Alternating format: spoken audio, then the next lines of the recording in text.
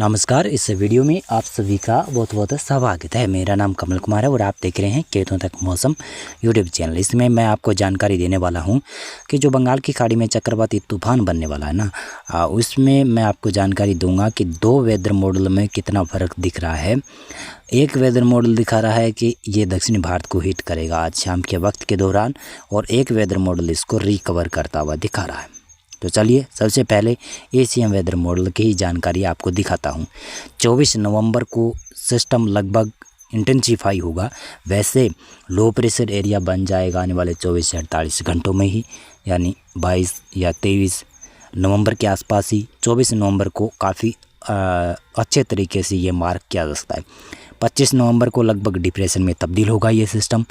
ये दिखा रहा है एशियन वेदर मॉडल, इसके मुताबिक अभी मैं बता रहा हूँ, यहाँ पर दिखा रहा है।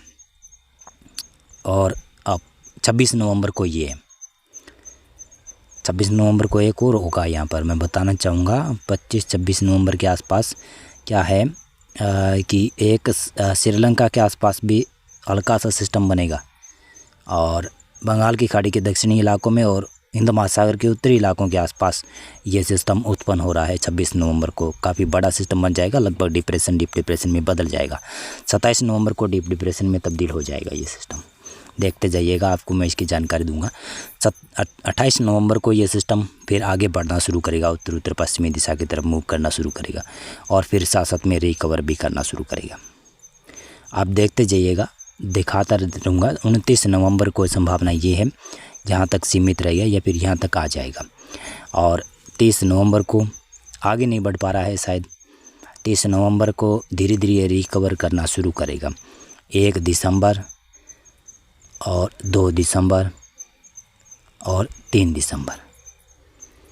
तो अब दूसरा वेदर मॉडल मैं आपको दिखाता हूँ। ये देख सकते हैं, ये है दूसरा वेदर मॉडल यानी जीएफ्स वेदर मॉडल।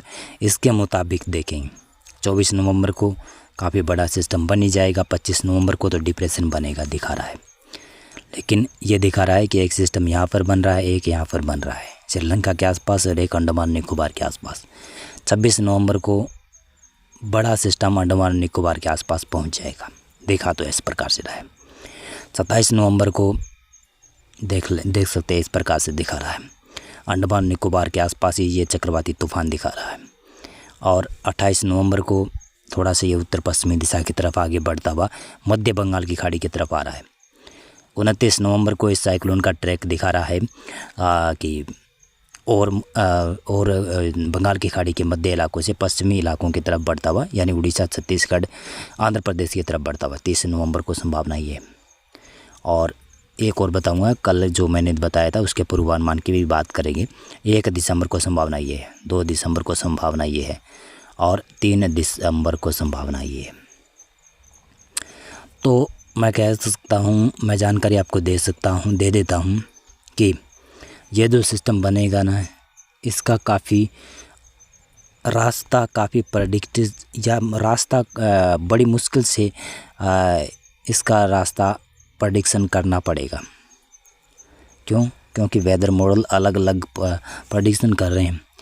कल वेदर मॉडल कुछ और ही प्रेडिक्शन कर रहा था। जीएफ्स वेदर मॉडल कल इस प्रकार से रिकवर करता हुआ दिखा रहा था, लेकिन एशियन वेदर मॉडल इस प्रकार से, जिस प्रकार से आज जीएफ्स वेदर मॉडल दिखा रहा है ना, वैसे ही।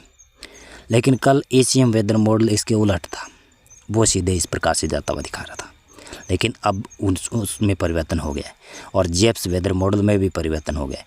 आने वाले लगभग 2-3 दिनों में काफ़ी अच्छे तरीके से पता चल जाएगा कि ये साइक्लोन जाएगा कहाँ पर आखिर। इसके बारे में आगे भी मैं आपको जानकारी दूंगा, और वीडियोज़ बना कर आपको मैं जानकारी देता रहूँगा। मौसम पूर्वानुमान और मौसम अपडेट में अभी बस इतना था।